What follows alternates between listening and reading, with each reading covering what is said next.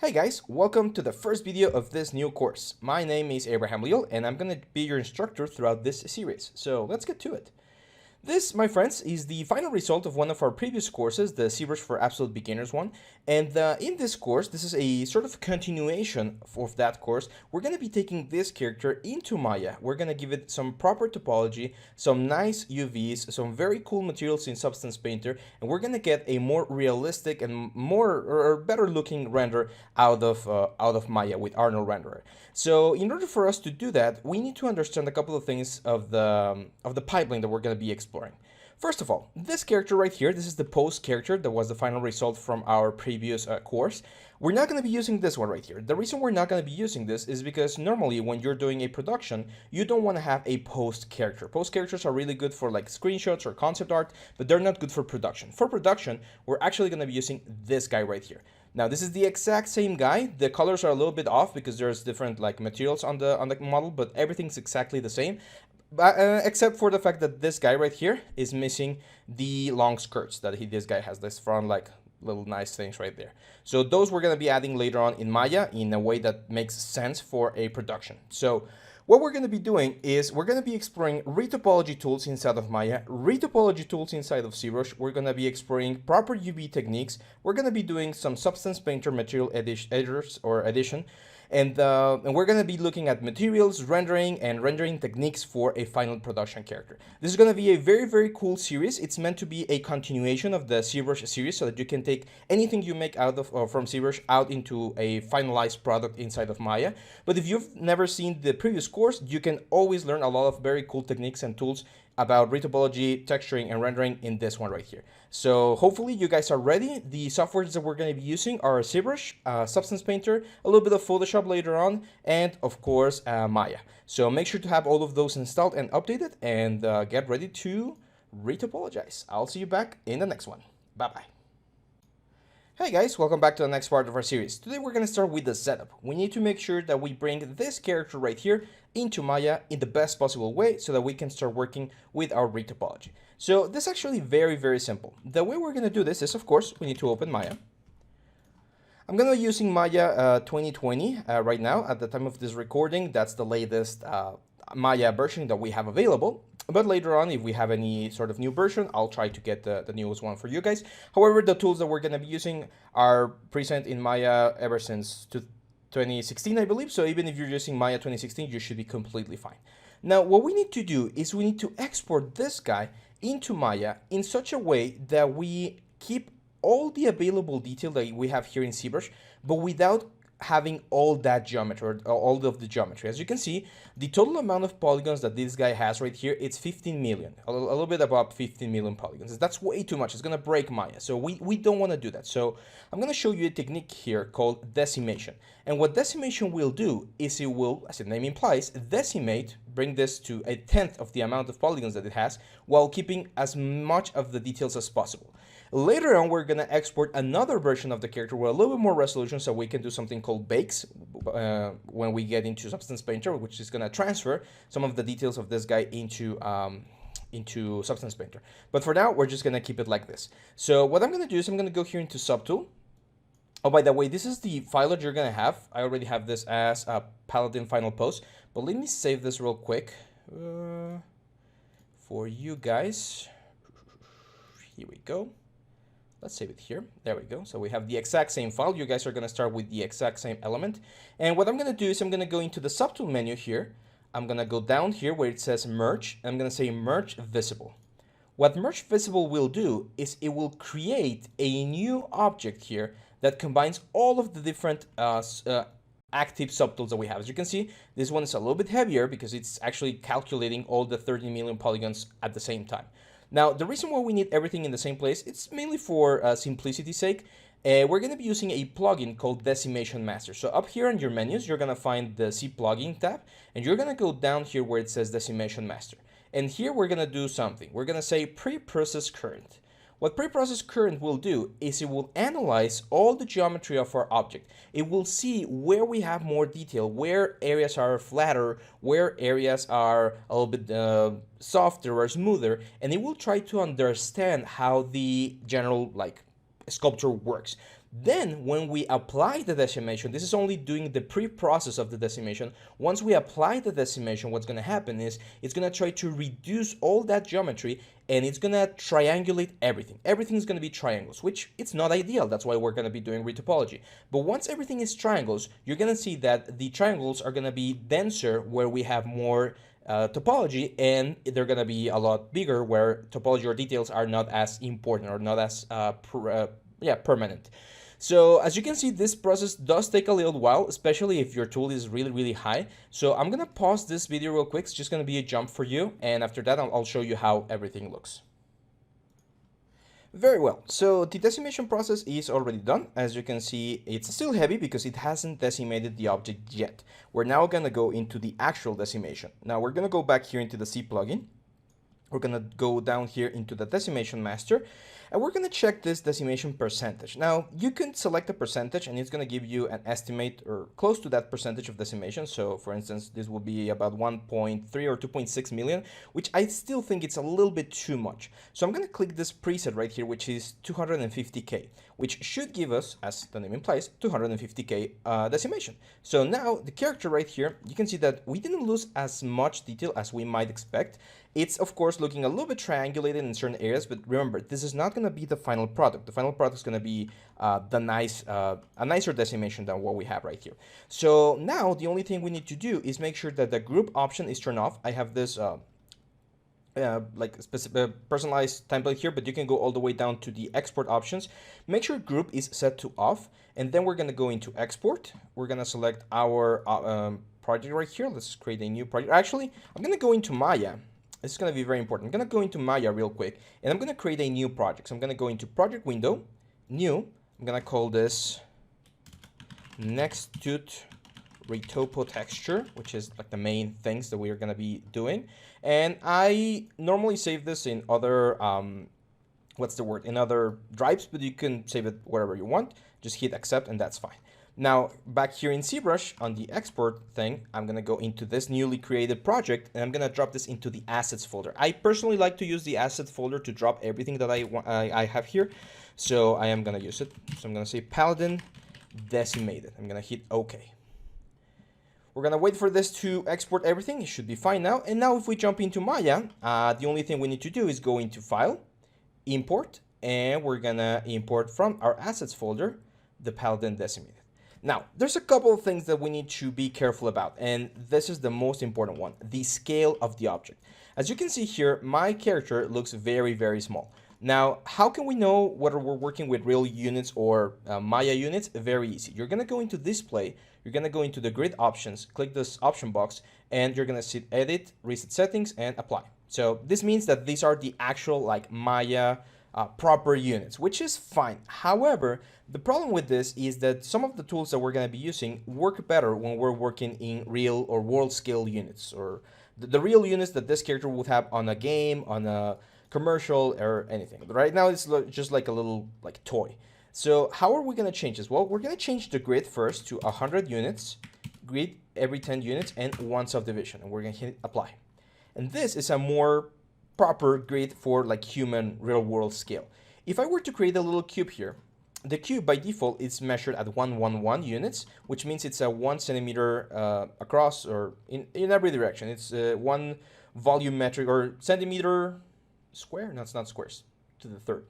It's just 1 centimeter across all the elements right here. So I'm going to change this to 100, and this now measures 1 meter, 1 square meter, or 1 volumetric meter.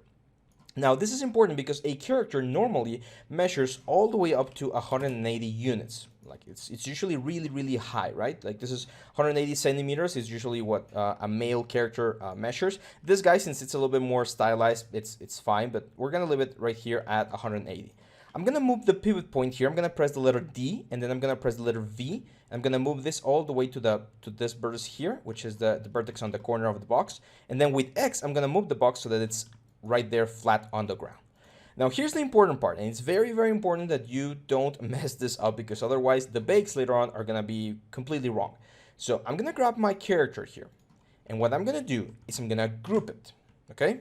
Group the character first, and to do that we just hit Control G. You're going to see here in the outliner we now have a group, and inside this group we have our little paladin character.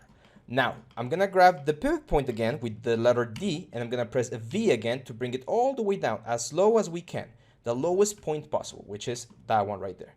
And then with X, I'm gonna snap this guy back into the floor, as you can see right there. Now you can see that it's actually not grabbing the lowest point from the character, it's grabbing the lowest point from the sword. That's not right, so I'm gonna go to the front view. I'm gonna press letter D again, V, and I'm gonna move this so that it's roughly there on the foot. Now we're gonna snap this back into the ground.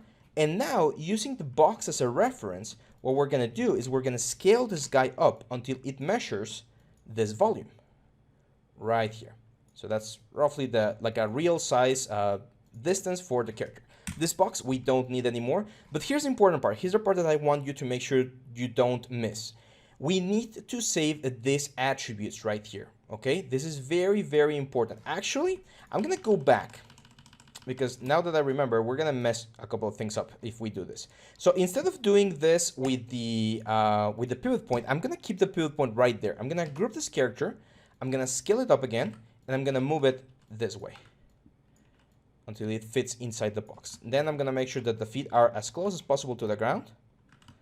So just move it right there. There we go. And that's it. I think that's a little bit too big. It's smaller. There we go. I think that's fine. So now the character measures the real height that we want, and we're ready to start the retopology process. However, here's the important part. As you can see, the object right here has no transformations. It's zeros and ones. Why is this?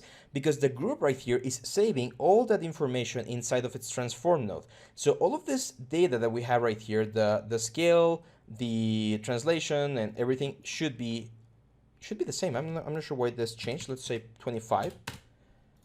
We elongated that guy a little bit. Didn't look that bad though. I think 29 was better. So 29, there we go. So it's very important that the group saves that information, because that's the information that we're going to be using later on to match the bakes that we do. So in order to save this, there's a couple of things you can do. You can just like write the numbers down on a notebook or a notepad or whatever. Or if you want, you can just grab this group. And what I'm going to do is I'm going to create a new locator. And this locator, I'm going to just copy the values here. So it has 122 translate Y, and it has, I believe, 29 on the scale. And this locator, I'm going to call this group scale. In case we delete the group or misplace it or whatever, this group scale is going to be there. I'm going to Control H to hide it, and whenever we need it, we just Shift H, and we're going to have this guy back. So this guy is saving this information. I'm actually going to grab everything here, right click and say lock selected, so that we do not forget that these are the proper measurements. Now that this is done, as you can see here, the character has a lot of pieces, and we don't want to work with all the pieces at the same time because it's going to be really, really, really difficult. So what I'm going to do is I'm going to grab the character, I'm going to go into Mesh, and I'm going to hit Separate.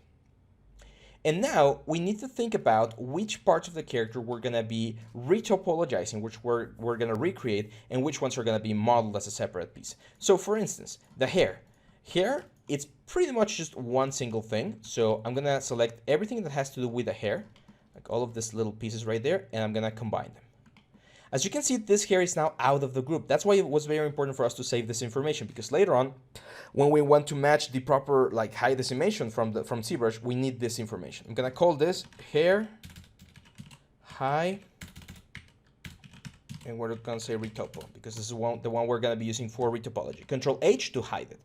Now we need to think about how the character is going to move, deform, and pretty much animate, right? So we probably want the face, and well, we probably want the fur coat as a separate piece. So the fur coat is just going to be, I'm just going to hit Shift P to unparent this, and I'm going to call this fur high retopo, hide it. This pauldron is probably going to be one single mesh. We are never going to separate this into different pieces. So all of these guys, we're going to combine. Delete history, we're gonna call this shoulder pad high retopo. There we go. Hide this. And this thing, it's definitely another piece, so I'm gonna grab all of these little guys right here. Combine, let's call this metal. Very important to have proper naming conventions, guys. Otherwise, since we're gonna have so many topologies, so many elements, this thing could get like quite messy. So it's very, very important that everything is named properly. Control H again to hide it. Now, for the body, as you can see here, pretty much all this body is gonna move as a single object. However, there are gonna be a couple of pieces that are probably gonna be animated as separate elements. And those are the shoulder pads, for instance, or this elbow pads. So these guys, I would probably have them as a separate piece. This is gonna be elbow pads, high, retopo. And the belt, of course, like all of this belt is probably gonna be just a solid piece. Yep. So combine, lay history. It's gonna be belt, high, retopo, Control H. And everything else is probably gonna be just a single character, right? A single piece, except for maybe this guy's right here. You can see there's a couple of artifacts. Don't worry about the artifacts. We're actually going to be polishing some of these pieces. Maya has the great ability to let us fix things that might not look perfectly good in the sculpture and make them look even better. So the retopology process is a great step in the process that will allow us to fix things that can be fixed. Remember, in the art world, every project has a sort of end point. Like, you can't work on something forever. So sometimes you run out of time, and then later on in the process, you fix things that you couldn't fix on the previous steps. So there's a couple of things here. For instance, the pants, they don't really matter for the ZBrush sculpture because the pants were covered with the cloth. But now we definitely would want to have a little bit of a nicer element there. So I'm going to grab everything here, all the character here, and all of this guy is going to be a single mesh. So I'm going to combine the history, and it's going to be the character. So all of this character is going to be retopologized into a single element, and that's going to be super important.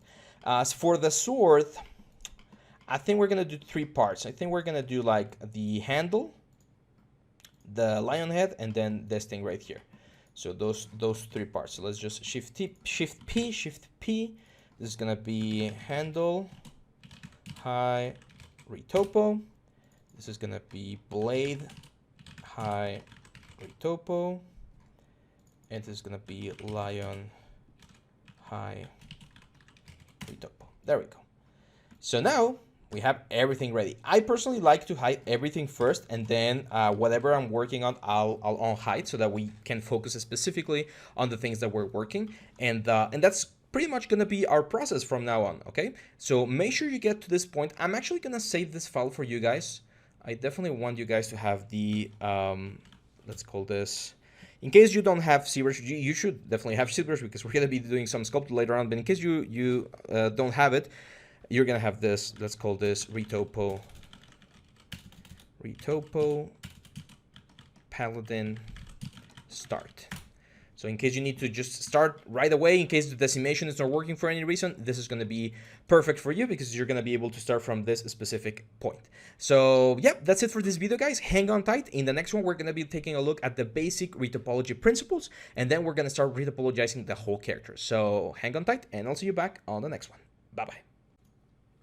Hey guys, welcome back to the next part of our series. Today we're going to be taking a look at the retopology basics. We need to understand what retopology is and how we're going to be using it to create our very nice animation ready topology.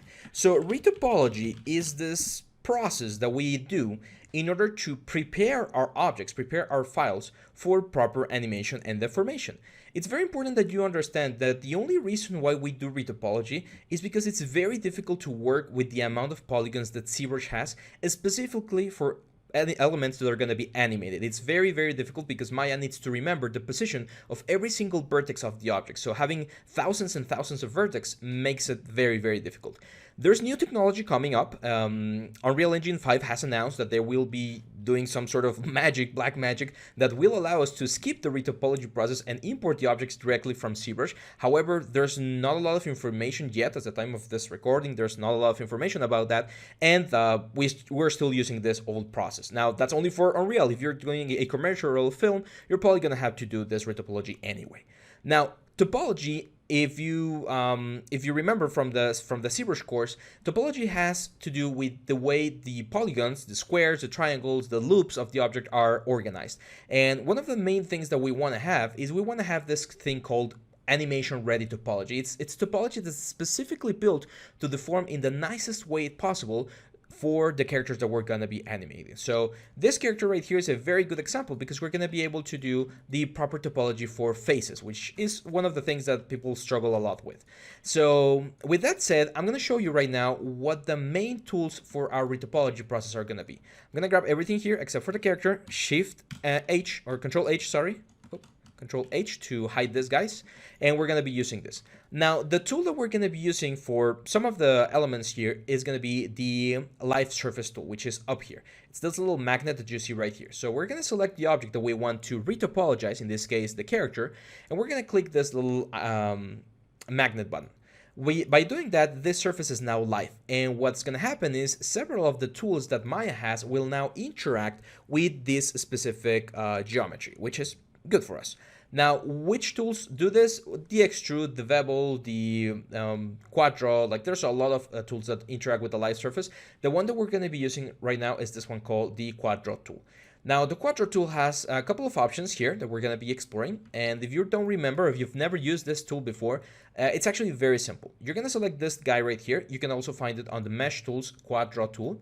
And what's going to happen is your mouse is going to change to this like crosshair thing. And now if you click on any place of the surface, you're going to see that we create this little like green vertices, right? Now, if you have 4 vertices and you go inside the 4 boundaries and press Shift, you're going to create a new face. You click and you create this new face. And this is very cool because you're going to be able to start drawing directly on top of your geometry. Now, this might seem a little bit archaic or like very old-fashioned, but believe me, even if we were doing retopology in ZBrush, the process is pretty much the same. We need to draw and tell the software how we want the topology to flow across our character's mesh. Now, these are not the only tools that we have with the quad draw. You have, again, as I mentioned, drawing 4 points and just continuing the little road. As you can see here, since there's already 2 points like on there on the plane, we only need to draw 2 more, and it automatically will try to fill everything. If it finds a triangle, you'll get this like a purple color, and it's pretty much Maya telling you, hey, I can fill this as a triangle.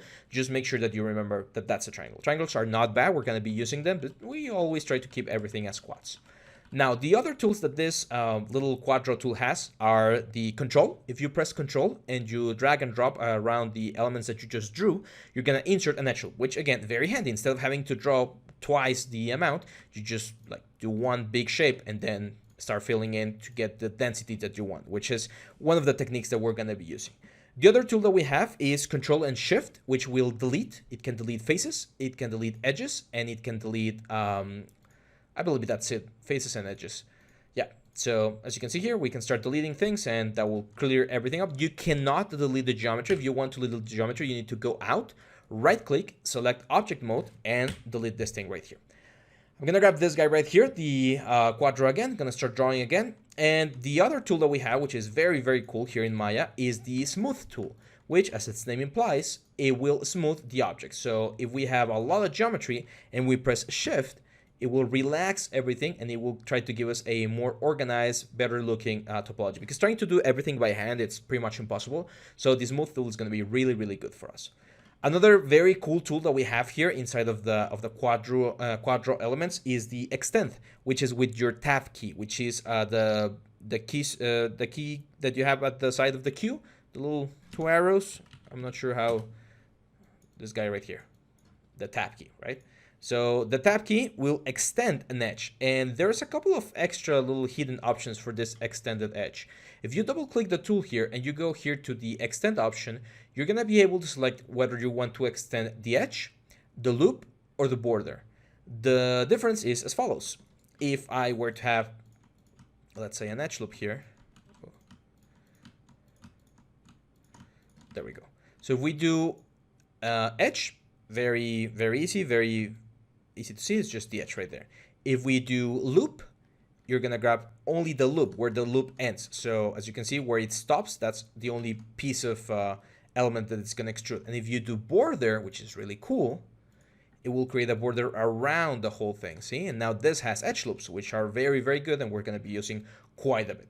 So that's pretty much it. There's a couple of other options here. For instance, the auto weld distance. That's the distance at which one or each vertex is gonna like auto weld into like a triangle.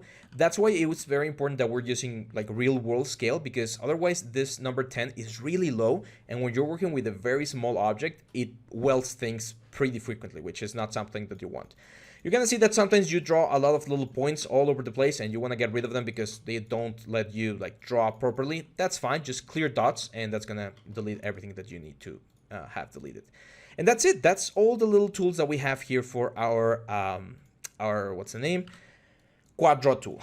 A couple of other tools that we're gonna be using are the Conform tool. It's here on the mesh Conform. I'll teach you later on what it does. And a little bit of like traditional modeling, extrusion, bevel, insert edge loop. So I'm gonna be, of course, showing you step by step every single tool. If you're not familiar with Maya, make sure to give it a little bit of a review before jumping here, because otherwise it might take you a little bit longer. It's not impossible to do Retopology even if you haven't used Maya before, but yeah, it's just a good thing to know. You can also do this in other softwares. However, on this particular series, we're going to be using Maya, so I strongly recommend that you follow along. And yeah, that's it for this short video, guys. That's the tool that we're going to be using. We're now ready to jump into the retopology of the actual character. So yeah, hang on tight, and I'll see you back on the next one. Bye-bye. Hey guys, welcome back to the next part of our series. Today we're going to start with the retopology of the eyes. So let's get to it. We have our character ready, everything is hidden except for the character. The character has already been set to having this live surface option right here. Remember, you just grab the geometry, click this little magnet here, and it will be a live surface, which is what we're looking for. And now we can start working on the retopology. Now, as I've mentioned earlier, the retopology is, or the way we do retopology is a specific way in which we try to make sure that everything in the face flows in a very nice way. Now, if you look here on the internet, Retopology, you're gonna see hundreds and hundreds of different guides of different ways people do it. I personally really like this one right here. It's the one I've always used for my characters, and it's the one I'm gonna be teaching you. So we're gonna start with the eyes, and as you can imagine, we only need to do half of the character in the areas where the character is symmetrical. So pretty much everything except for here for the chest, and then we mirror to the other side. So I'm gonna go here into the eye. I'm gonna grab my little Quadro tool. I'm going to start drawing 8 sections here. So 12 sections. 2, 3. See how this one right here is flat? This is where the eyelid pretty much closes. And then we're going to have 1, 2, and 3. That's the eye or the tear duct. And then we're going to have the exact same amount of divisions on the lower side like this. 1, 2, 3, 4. There we go. So as you can see, we have 6 and 6. And the reason we want to have the same amount of sides on the top and on the bottom of the eye is because when we close the eyelid, we want to make sure that there's always another vertex that kind of like holds or catches the vertex from the upper side. If we were to have like a 12 divisions up here and then 8 divisions here, when the character closes his eyes, then you might see a little bit of a gap in between the vertices, which is not what we're going for. So this right here is usually the best way to do it. Now we start very low, but we're going to be increasing the topology later on. So I always recommend my students, whenever they're doing retopology, keep it simple, go with very low topology, and then increase it if you want and have the poly budget. So we're going to continue this. We're going to go out to create this sort of like a mask. It's kind of like the Batman or Robin face mask right here. Make sure that this one stays straight because that one's going to go into the side of the face later on. There we go. And as you can see, I'm closing this second circle right here.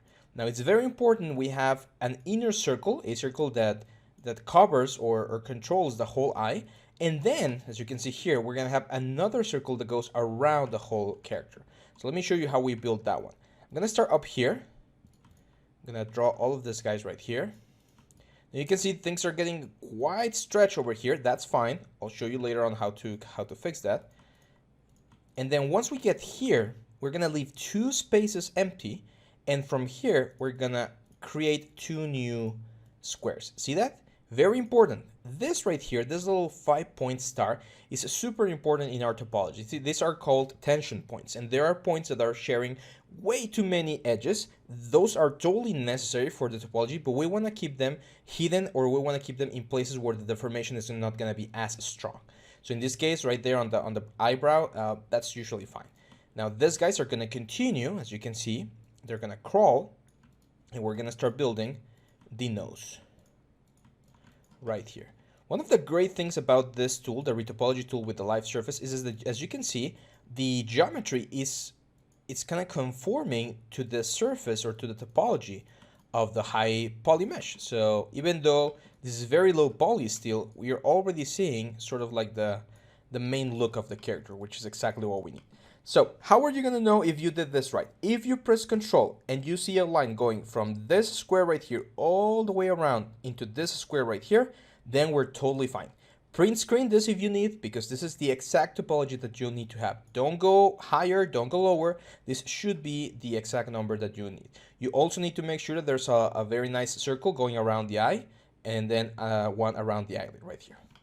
Now, as you can see, things are getting a little bit too stretched right here. So what I'm going to do is I'm going to add one more line here. And since I added one line here, I'm going to start relaxing things over here. And I need to add one more here. Remember, we always want to have the same amount of lines all around the character. So something like this. See how the topology is looking a lot nicer now? Because we have a very even distribution of polygons. I'm now going to press Control, click, and I'm going to add one line right there. And I'm going to use my relax, which is the shift button, to soften this up a little bit. You can see that by softening, sometimes you'll get this very weird like distribution. If softening is not working, just try to do it manually and just gently tap on the relax option to create a little bit of a better object right here. There we go. Now, for the inner part of the eyelid, this is very important. We definitely need to create a little bit of a shelf. If you take a look at your eye, I'm actually going to show you right here. If you take a look at the eye, you're going to see that even though it looks like really, really round, you're always going to see a little bit of a shelf there, right? Like that little flat area where the tears collect pretty much. Well, that's very, very important for characters, and we definitely want to have this for ours. So what I'm going to do is I'm actually going to use now, double click here, change this to border, and I'm going to tap and extrude this in like this to create a little bit of a shelf. Now, sometimes when you do that, Maya doesn't really know how to like properly move some of the points. So make sure to clean them up a little bit, just like this, so they look nice and easy. There we go. Now, what we're going to do is we need to fill all of this inside part of the eye. In some studios, they actually leave this thing open. You've probably seen glitches or bugs from video games where the character's face disappears or the eyes disappear and it's like a hollow thing. It depends on the studio. Personally, I like to keep everything completely watertight, which is completely filled. So what I'm going to do is I'm just going to do 1, 2, 1, 2. See, to create this whole thing. We don't need to be super exact right here because, of course, this is going to be hidden. 1, 2, 1, 2, 1, 2, 1, and 2. And then once we get really, really close to the border, right about here, instead of having extra geometry, we're just going to do this. See that? So we create like a second loop and then like a cap on the back of the eye. So it's like this, this, there, and there. You can relax this, of course, to make sure it fits a little bit nicer. However, it's fine. The sphere of the eye is going to be right on top of this element, and that should keep it very, very clean. Now we need to see, or we need to understand how this thing is going to merge with the rest of the elements. I'm just going to give you a brief overview of how this thing is going to look, and we're going to talk about the very specific point right here. So one of the things that we're going to need is we're going to need a middle section, a middle line that's going to go all the way around the head of the character, right? Something like this. However, as you can see, we have way too many lines here. If we were to just like move all of these guys and bring them all to the back, we will have like a very dense head. And since the head is going to be covered by the hair, we really don't want that. So a very cool topology trick that we're going to be using quite a bit, it's what I call the 3-to-1 simplification. So the 3-to-1 simplification goes as follows. If you have an object that has 3 edge loops, like 3 faces, 1, 2, and 3, and you want to simplify this so that it becomes only one face, we need to do some little bit of magic here in order to connect the elements. It's actually very easy. What we're going to do is we're going to take the middle face right here, this one, and we're going to extrude it out like this. Then we're going to extrude this guy out as well, But instead of stopping here, we're actually gonna merge it with the vertex over here. And we're gonna create this shape right here. With this other face, we're gonna do something similar. We're gonna extrude it and we're gonna connect it like this. And as you can see, by moving these two vertices, this one right here and this one right here up, we create a little bit of a space here to have an extra face, an extra quad face, which is very good because this guy will now flow into this guy and this guy will flow straight. So now we went from having 3 lines to just 1 line. And there's several ways in which we can do it. You can see it here on the element here. We have something similar. That's not exactly 3 to 1. That's 4 to 2, which is, again, similar. So what we're going to do is I'm going to go right here. I'm going to create 1 polygon right here. Bring this down. Create 1 new polygon there. And there we go. See? So from 2 to 1. It's a very similar situation. The 2 to 1, I'm going to draw it here just so that we're all in the same page. So we have 2 polygons and we want to go into 1 polygon right here. What we're going to do is we're going to bring this guy forward like this. And then this guy is going to create this little like trapezius shape. And there we go. So we go from 2 to 1 with a nice topology. This topology is going to flow to this side now. And this again is exactly what we have here. So that will, as you can see, allow us to have less geometry on the upper side of the head here. So we're going to have lines going to the top. You can be wondering, well, do we need to do this 3 to 1 again over here? Not really.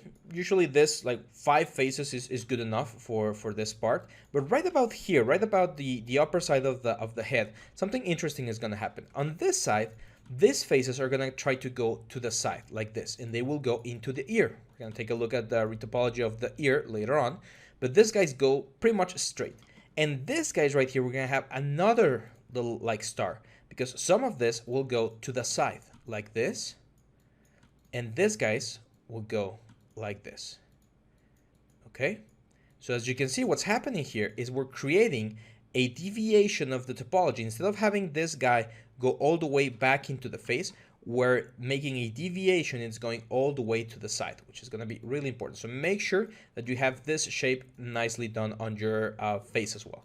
Now we can just simply fill all of this edges right here. Well, there we go. And that's it. We're ready to move on to the next part. So make sure that you get all the way to this position, guys.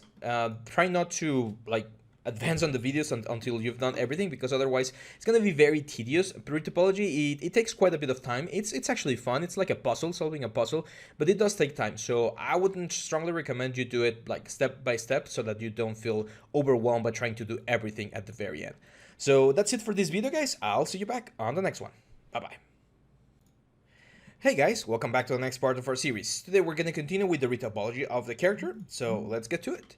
This is where we left off. We have this very nice eye section of the head ready. We can of course relax a couple of these things, but we're going to be working on the head later on. Right now we're going to jump onto the math. So before we do that, remember to save. Retopology is a little bit of a heavy process, so Maya sometimes crashes because it needs to remember a lot of stuff. So I strongly recommend you do this increment and save, which will save your scene as a new version. In this case, Retopo Paladin 0.0001. In case the version gets corrupted, you at least have another version with a lot of the work ready to continue.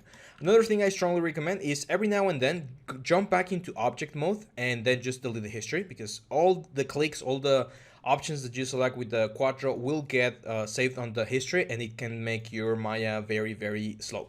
So we're now going to jump onto the mouth, and the mouth is very, very similar to the eye. As you can see here, we also want to have this sort of loops. You can see there's 3 main loops: the mouth loop, the jaw loop, and the nose loop. So let's get to them.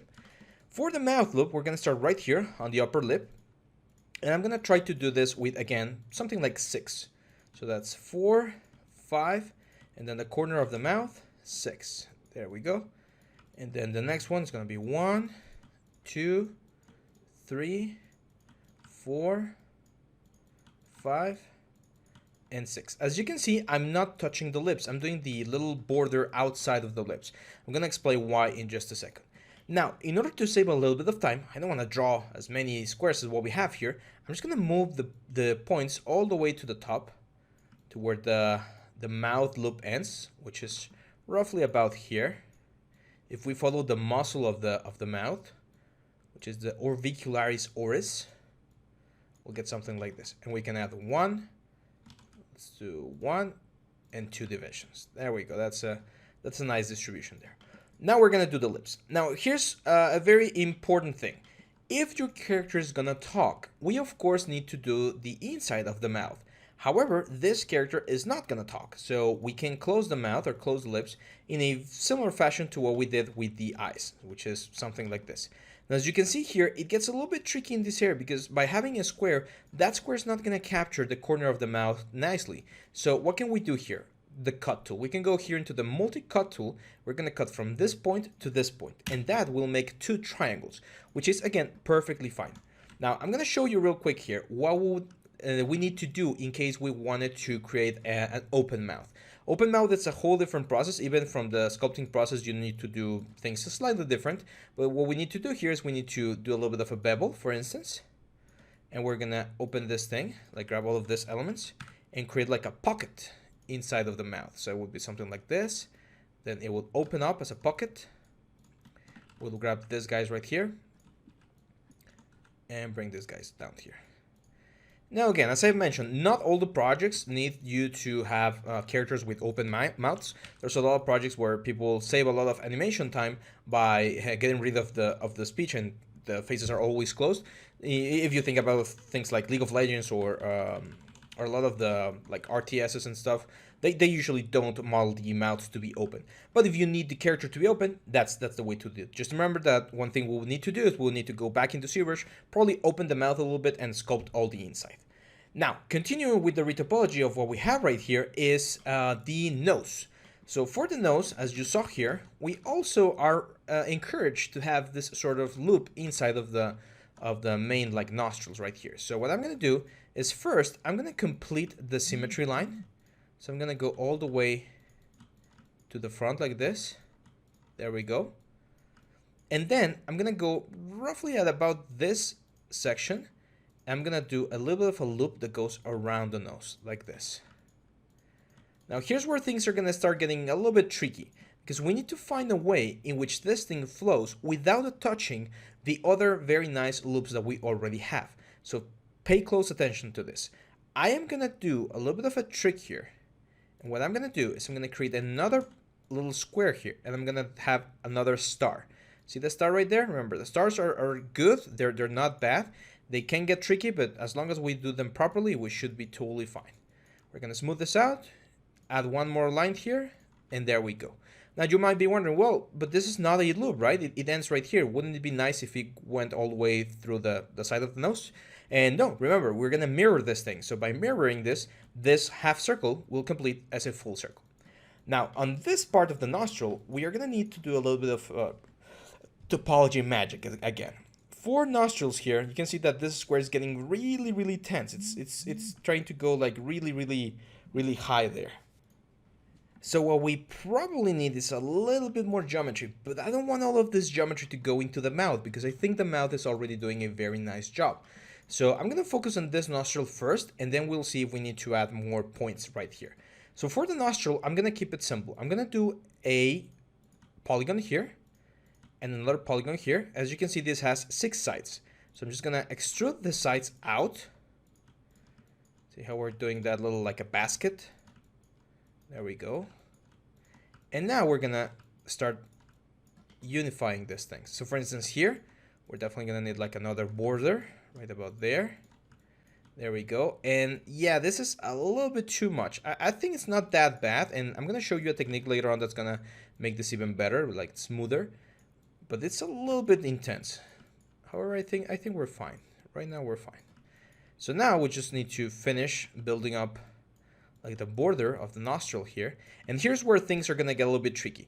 If we try to match this thing down here, this is going to be way too tense. So that's not what we're going for. We're going to create a new block right here, a new element. And even if we need to create a little bit of extra geometry there, that's fine. As long as the geometry flows in a nice way, we're going to be in a good spot. So for instance here, the nose is going to snap right there. Probably one more line there wouldn't hurt. We're going to go here, here. Careful there. We got a triangle. We want to avoid them if we can. There we go. Now things get tricky here again because, as I mentioned, this is like a puzzle. You need to find how to make sure that everything falls into a nice, organized topology. For instance, that's not bad. And then here, for instance, we can have something like this. You might find that, especially when you're doing like other kind of characters or other type of characters, sometimes the proportions of your character might not match exactly to this sort of like reference that we sometimes use. Like if he has like a very, very big nose or a very, very small mouth, then things might not fall exactly the way you might expect. Don't worry, as long as you follow the general approach, you should be fine. Now, the last thing we need to do is we need to create the loop that goes around the mouth, this light blue loop right there. And as you can see, this one follows something called the nasolabial fold, which is a very nice fold that goes around the face in this way. You can see I just completed this section right here, and now I'm just filling in this area over here. You can see that I'm being a little bit more generous with the size of my squares, and the reason is we are now approaching areas that usually don't deform as much. So if they don't deform as much, you can go with like slightly bigger squares, and again, you should be fine. There we go. Now, again, I don't want to draw as many squares. I'm just gonna start like connecting all of these elements. And after this, if we need to, we can add one more line. For instance, I'm probably gonna push this guy up a little bit, add one more line here so that it follows the shape of the character a little bit more. And I might decide to even add one more line here. I think it won't hurt. So it's just a matter of making sure that the distribution of the polygons is as close as possible. Here we still have the bevel, so I'm just gonna start snapping things here. So we're back to the closed mouth. There we go. There we go. Now, if things get a little bit too intense here, that's fine. It's just a matter of relaxing a couple of these areas. And as long as the distribution looks nice, we should be good. Perfect. Look at this handsome guy. Now let's take a look at the whole thing to see how we're doing. So what I'm going to do is I'm going to isolate this thing. I am going to get rid of the live surface, go to my front view, and I'm going to grab in vertex mode all the vertex from the middle section of the character. And the reason I need to grab only the ones from the middle section is because we're going to use the scale tool to snap them and make sure that they're right on the middle line. Now I'm going to press shift, right click, and we're going to go into mirror, and we're going to say world X negative, merge borders at custom 0.001. Very important that you use the settings. I'm going to hit apply. And what you should see is this very nice like mask. Oh. There we go. So this is the low topology that we're going to be using for our character. Now there's the one very nice trick that we're going to be using, and again, it's not important that you do it right now, but if you want to do it just to get a little bit of a better representation of how things are going to look, you can grab your character here, go into mesh display, and make sure to hit soften edge. This will soften the edge, and this is how you would see it in game. As you can see, you're not gonna see all the facets of the polygons. It's gonna look a little bit smoother because remember, we don't have number 3, like the smooth mode that we have here in Maya. This is not present, or it's not something that we have in video games. So if you were to have this character inside the video game, this would be the actual like silhouette that you would see. But as you can see, this is a very nice silhouette. It has all the necessary steps that we are looking for in regards to eyes, mouth, and nose. So we're in a very good position. I'm going to stop the video right here, guys. Make sure you get to this point. Make sure you save because we're going to be working on top of this thing, of course. And in the next video, we're going to be focusing on the head. We're going to finish this area right here, and we're going to be finishing this back area of the head as well. So hang on tight, and I'll see you back on the next one. Bye-bye. Hey guys, welcome back to the next part of our series. Today we're going to continue with the retopology of the character, and we're going to move on to the ears. So let's get to it. We're going to select the character real quick. We're going to go up here into the live surface, make this thing live so that everything sticks to it. And we're going to go over here to the side of the face. Now, before we jump onto the actual ear itself, we need to do a little bit of work here on the side and here on the cheek. So let me show you. One of the cool loops that we want to have is we want to have a loop that pretty much goes around the like border of the face. So we're gonna start creating the border here. Very important. See how we have this like a 90-degree angle change here? This is so that we don't have as many lines flowing into the neck of the character, and it makes it a little bit more optimized. So we're just gonna continue over here, whoop, over there, and we're probably gonna stop it right here. Now with this, we're just gonna be finishing the little line that goes all the way to the middle of the face. Actually, let me go to the front view, isolate this guy real quick, and let's delete half of it.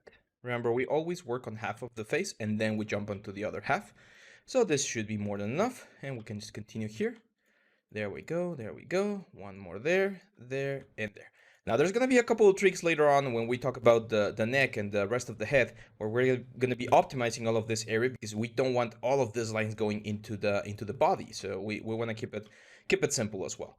Now on this side, here's where things are gonna get a little bit tricky because we need to fill all of this area. And in order to do so, we need to make sure that we're keeping the flow of the squares as nicely as possible. So for instance, this one right here, that's pretty straightforward, right? Like we only need to make sure that this thing goes down, and that's fine. But in here, we're actually going to have another star. See that 5-point element right there? It's going to help us alleviate some of the tension that we have on this area. Now, of course, I always like to start with big squares and then make smaller squares. Triangle. Do we keep this triangle or do we add one more point to make it a square? It's all up to you. It's all up to the budget of the specific project. I think we can afford having one extra square right there. It shouldn't be that much of a deal, and that's it. Now on this side, you can see that we have a little bit of an issue as well because not all of the faces are flowing in a nice way. We have this areas right here and this area right here. Again, there's always different ways to approach this. We can add more lines, which in this case, I don't think is that big of a deal. So I'm just going to add one more. Or we can have a triangle as long as it's in a place that's not going to make the deformation as bad. So in this case, adding one more line here going into the ear, that's totally fine. It's actually going to help us with the topology of the ear. But just keep in mind that sometimes projects will need from you to have a very low polygon count, and in those specific occasions you might need to go with a couple of triangles here and there.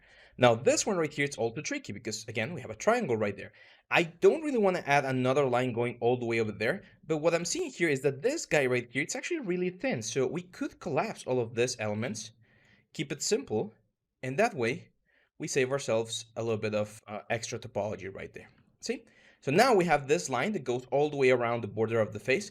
This guy, of course, is going to be projected to the side here, right about here, something like this. And now comes the lateral part. Now we're going to be taking care of all of these areas up here in the next video. But for now, I just want to grab this guy right here. See this one that has this sort of like spirally shape to it? Well, we're just going to start adding a couple of extra faces. We might need more later on. Just want to block in this first. See how I'm trying to keep the space of the faces consistent? This is important. We want everything to be as uniform as possible. And this thing is going to go pretty much all the way down here. Now this one is important because we need to close the area where the ear is going to be. So following this line right here, I'm just going to start adding a couple of edge loops and closing the element right there. There we go. So now we have everything ready to start with the ear. All of this was just preparation to go into the actual ear. Now for the ear, I actually like to start on the actual like curvature of the ear, because by capturing the curvature, it's going to be easier to find the missing pieces, like the puzzle fit for the rest of the elements. So I'm just going to start doing this sort of border, like the outer border of the ear. Again, this is not a super realistic or anatomically correct ear. It's close, it's cartoony, stylized. If you were to do like a very realistic ear, you might need a little bit more polygons. Just going to create a loop. It's very important that the ears and certain factions of the face are looped.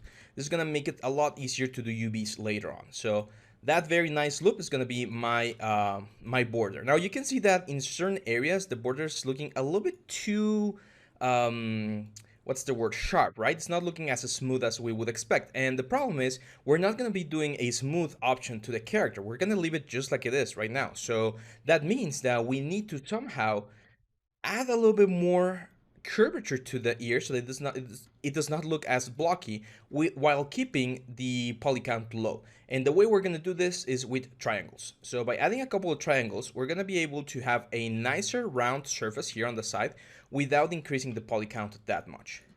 Now, if we go to the other side here, we need to start adding like the thickness of the ear. So we're just gonna start drawing the border.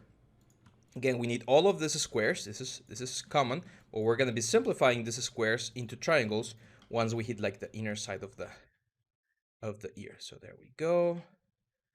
The little shirt that he has is making it a little bit difficult to find exactly the camera angles that we're going for. There we go. And then over here. Careful with this, guys, right here. Like, we don't want this to go onto the body geometry just yet. See how things are getting a little bit too stretched out here? We might need a couple more polygons over there later on. Now, we're gonna select this, guys, and gonna bring them in. So we complete the thickness of the ear. And here's where we can start simplifying. So for instance, see this square right here? That's an easy simplification because we can just unify these two edges, and that's gonna make it a lot easier to just flow into the head like this. In here, for instance, again, we don't want as many elements. We want to keep it simple. So here's where we're gonna start adding the little triangles to make the surface of the ear a little bit lighter in regards to topology. So there we go, and there we go. This guy is gonna eventually go up. This guy is gonna eventually go to the side. Probably gonna have like a side here, and then similar to what we had on the front of the face, probably gonna have like another triangle there, or a 5-point piece right there. There we go, see? So now we're creating this patch that we're gonna be stitching to the rest of the elements over here. So on this side, same deal, we're just continuing the projection of this element. I usually like to have like a complete edge loop, or as complete as possible. Again, this is for UV purposes. Come on, Maya, help me. There we go. And now we can start stitching these things. So for instance, this two and this two, that's pretty obvious that they go together. This one goes together there. That one goes there. Here, I'll probably just add like a couple of squares. Now, here's a tricky part, right? Like here, a triangle will actually be very helpful because that's going to keep the geometry low, and it's going to allow me to stitch everything else into the side of the face. Here, for instance, it's a good question. I'm not exactly sure. I know that this guy is probably going to go like this. Over here, we're also going to have like a simplification right there, like that. And then here we don't want to have as many polygons. We need to keep it simple as well. So this guy is probably gonna go like this. See how everything falls into place. Triangle there. I'm not mad about that one. It's fine. It's gonna keep it again reduced. Although I do think it would be good to have like an extra polygon there. Because the head is looking a little bit too low poly over here. So that's gonna help it be a little bit more uniform. There we go. Same here. Same deal here. Just one more there. Now here, triangle to keep it simple. Triangle there, that's fine. It's hidden. It's not in an area that's going to be moving a lot. So as long as it helps me keep the topology low, it's not a bad idea. There we go. We can just smooth everything out a little bit. And now we need to figure out this area right here. Now for this area, I'm going to use a little bit of a trick. I'm going to use my cut tool. I'm going to add one vertex there, and I'm going to make a triangle all the way over here so that we can very easily patch this guy and this guy with squares. Now this triangle is a little bit tense, but again, it's on an area that usually doesn't move as much, so it should be easy to manage. If we want to get rid of this, we might be able to collapse a couple of this and keep the triangle over there. Actually, I think this one looks a little bit better, so I'm actually gonna keep it like that. I'd rather have this triangle hidden here behind the ear and keep everything else square, like what we have right there. Now, for the inner side of the ear, my advice is don't worry too much about the like perfect looping of all the elements, unless you're gonna have like, I don't know, like a goblin that has gigantic ears and the ears are gonna be rigged and they're gonna be moving in very specific ways. Then in those cases, I would actually advise to have a very nice flow. But in here, as long as you follow the general shape of the elements, it should be fine. So for instance, if I just like loop around this guy like this, let's do something like this. Add like a big square here. We can start bridging these areas right here. See how we're capturing the little concave areas of the element. If we need, we can have like a triangle there. Again, to keep it simple and have as few polygons as possible. Well, that's actually a very nice square there, square. Triangle, that's fine. See, triangle in the middle of the ear, that's fine. The only thing we want to capture is kind of like the depth of the element. This is gonna allow us to have some very nice shadows later on when we do the textures. Because otherwise, if you just leave it completely flat, then things could get like could look a little bit weird. So having the actual like general volume of the object is more than enough. Because again, the normal map is gonna do a lot of the magic for us, and it's gonna make sure that we have this very nice silhouette. Now here, you can just like close it as long as everything is quads and triangles. That's perfectly fine. Again, it's not an area that you're going to be seeing a lot. It's not an area that you're going to be animating a lot. So topology only needs to be proper, meaning squares or quads and triangles, and you should be good. There we go. And that's it. Let's take a look at the surface here. So again, press number 7, because this is the silhouette you're going to see in-game or in your cinematic. And as you can see, it's not super squarish. We do have a little bit of square there. We could add more geometry there, but I think it's fine, especially since it's going to be covered by hair. So that usually works good.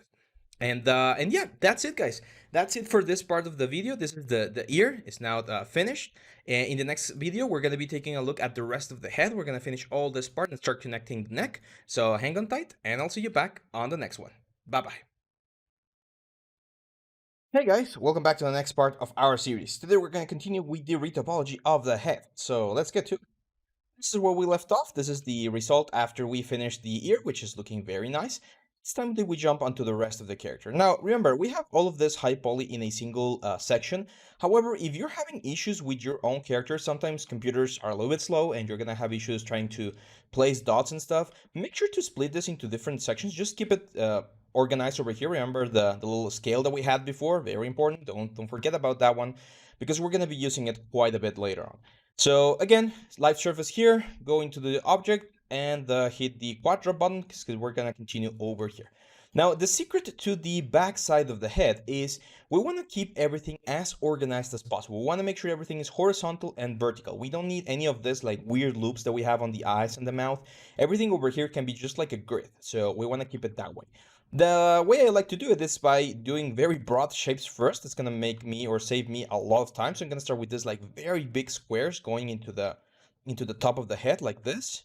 And then once we hit the inner section, I'm not gonna combine them with the rest of the geometries just yet, because it's easier to just like plan ahead what we're gonna do here, and then we start just joining everything. So for instance, this guy is gonna go over there, so we can just like finish like the big block in here, this elements. There we go. Don't worry about things matching with the other side. That's not important just yet. Now we're gonna start thinking about how to connect everything. So here we go. So for instance, down here, easy, just 1, 1, 1, 1, and 1. There we go. One more here. There we go. There we go. This one, pretty much straightforward, like that. Here, probably one more. There we go. One more, and that's it. Closed. We can even start like stitching that one there. We can smooth things out. I don't recommend smoothing yet, because we have this very big squares over here. So now we go to the front view. For instance, that's pretty easy, right? We just move this guy right there, and there we go. One more line over there. Here, we definitely need a central line. That's something that we've talked about before. So we can just stitch this into the central line right there. And here we need 2 lines. Now, the question is, do we really need 2 lines? Is it good for us to have 2 lines? And in this particular case, yes, because we're gonna need a couple more lines for the back, and I don't wanna do some crazy like topology tricks later on. I wanna keep it as simple as possible. So that means that if I were to add 1 extra line right here, that's gonna make it easier for me and for the future parts of this project. So I'm just gonna add the line right there. It's gonna stitch right there, and that means that we're only gonna have 1 triangle right here, hidden beneath the hairline, which is perfect. Now you can see that certain areas are a little bit too stretched out, right? So in this area, that's fine. You can see that the relax function is working very nicely. But here, like, this is huge, right? Like, look how much of the head we're missing there. Now, the question you need to ask is, are we gonna see this in game? Like, is he ever gonna go bald? If he is, then we definitely need to fix this thing. If he's not, if he's always going to be wearing hair or a helmet, then we might even leave it like this. It might cause some issues with the rigging, but it's usually not that big of a deal. Now, I don't want to do this. I want to show you how to fix this in case you need to do it in the best possible way. I don't want to just add one line because, as you can see, this line is going to go all the way into the face. It's going to mess up all this beautiful geometry that we already have. So here's the trick. I'm going to delete one of the faces. Actually, this one is fine. Add 2 lines right here so that we have a very nice relaxed situation right over there. And then remember the little trick that we did before? Like this trapezius kind of thing, the shape. Very similar to what we have in the front of the face, remember? This U shape, and there we go. So we've divided, we added more geometry, of course, but now things are a little bit more relaxed, which is always a good thing for us. Now, I think we could also do it here. However, this is a little bit different. Instead of going inside the faces, we need to go inside the edge. How can we do it? Very easy. I'm going to select the edge here, like this, 4 edges, and I'm going to bevel it. When you bevel an edge, what you're basically doing is you're splitting the edge into an edge loop, like here. So now if we relax, things are going to be a lot more relaxed. The only issue is the last edge you selected is going to give you n-gons right here, but those can be very easily solved by collapsing one of the edges like that. See that? So now we only have an n-gon here. Now what can we do? We can collapse this and get a triangle, which is perfectly fine, or add more edge loops, as you know. So in this case, that triangle right there won't cause any issues. And as you can see, my head is very, very nicely laid out. We have a nice flow of polygons. This is perfectly riggable and animatable. So we're in a very, very good spot. I'm gonna grab the whole face, isolate this, go to the front view, get rid of the live surface for just a second. Select all the inner edges here. Deselect all the ones that are not inner edges and scale them so that they're all in the middle line right there. Because now we're gonna jump onto the neck. And for that, we need to make sure everything is as nice as possible. So we'll grab this guy here, go back into my quad draw, and for the neck, we're gonna start on this front side first. Now, the neck, as you can see, it's a very cylindrical shape. So one of the things that we want is we wanna keep the cylindricalness of the object by just moving these lines down while trying to keep them as low poly as possible, because as you can see, the face right here has a lot of faces, and we usually don't want all of those lines to go all the way into the chest and into the legs and arms, because it's going to make it really, really difficult to manage later on. So the way we're going to do that is very simple. We're going to start with the first line here, which is like the center line. It's going to be key to us, so we're just going to go again, broad strokes. Don't go square by square because it's going to take forever. Broad strokes until the edge of the neck, right about there. And back here, we're gonna do the same thing. So we did 3 over there. It's gonna be 1, 2, and 3. It would get a little bit difficult to maneuver over here because we're close to the border of the shirt, but that's fine. We need to navigate around that. Now with this middle one, not the edge ones, but the middle one, which is the one that forms the best kind of cylinder, we're just gonna start drawing a cylinder. So we're gonna go 1, 2, 3, there we go, like that. And then 4 over here. I'm not paying attention to the amount of edges that we have up in the head. I'm just going for like a very nice neck. Usually like 10 loops for the neck is fine. 12 sometimes, depending on the character. There we go.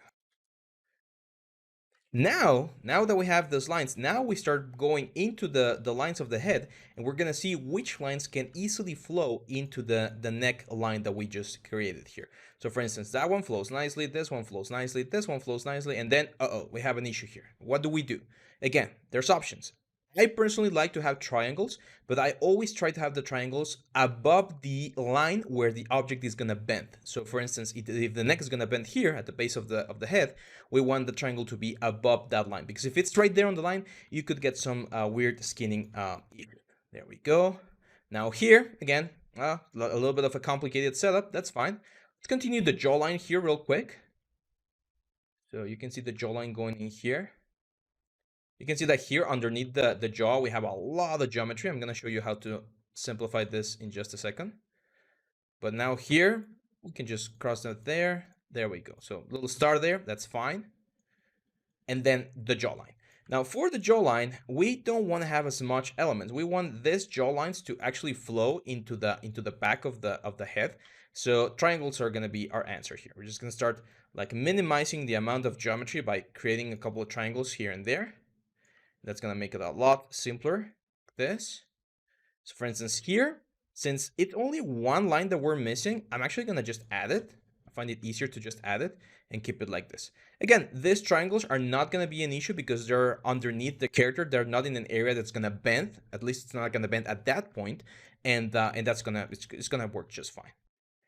Later, if we need like one extra border here, I mean, this line is going all the way into the ear, it seems. It's not that dangerous, so we can actually add it to give a little bit more depth there. And that's it. Now for the neck, I'm gonna add 2 divisions, so 1 and 2. So we have a very nice distribution. You can see how we can start modifying a couple of this squares all the way around. And that's the neck. Now, here's where things are gonna start getting quite interesting.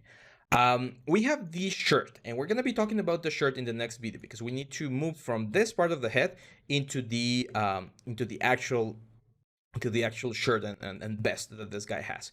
So one of the things that's gonna happen is that the faces are gonna start fanning out. Okay, so they're gonna create this sort of like fan shape effect where they're not just gonna go to the front or to the side. They're actually gonna start spreading towards the sides of the character. So I'm gonna try to position this as close as possible to the border of this shirt. Now this is very, very important, especially guys, especially if you're ever gonna be doing any sort of like multiplayer game where you have a lot of customization. You're gonna be doing like switch heads or head switching. Like if you've ever played any game where you can switch the face of your character with a different expression, with a different haircut and stuff like that, sometimes it's just easier for us, or the way we do it is we create like several faces that match perfectly with the neckline right here. I'm gonna use my tab key. I'm just gonna double click here and change this to edge. I'm just gonna use my tab key because it seems to be a little bit faster right now. There we go. And you change the faces and you use this line that I'm creating here to restitch the face on the game so that it looks and moves and animates in the exact same way. So if we don't do this, what happens is you would need to have like a completely different model, like a completely new model for each like head switch that you might want to add, and that's just not optimal. So there we go.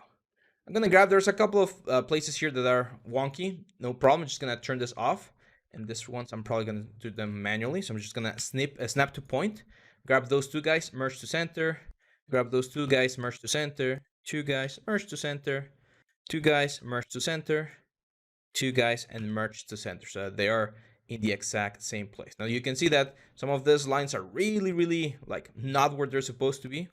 So I'm just gonna grab like this guys, for instance, move them back into the center. Without using the live surface, I'm just gonna position them on the place where I know that they should be. So it should be right about there. Because remember, we want these things to fan out a little bit because these things are gonna become the geometry for the back and for the shoulders. So we definitely need this sort of like topology. Now I'm gonna add a couple of edge loops. I am gonna turn on my live surface again. So live surface, grab this guy. Let's add like 1 edge loop right there and 1 edge loop right there. There we go. Those 2 edge loops are gonna give us some very nice deformation on the head. And that's it. We have our very nice head right here. I'm gonna go into my front view now. Again, double click the edge so that we select the whole border. Deselect anything that's not the center edge.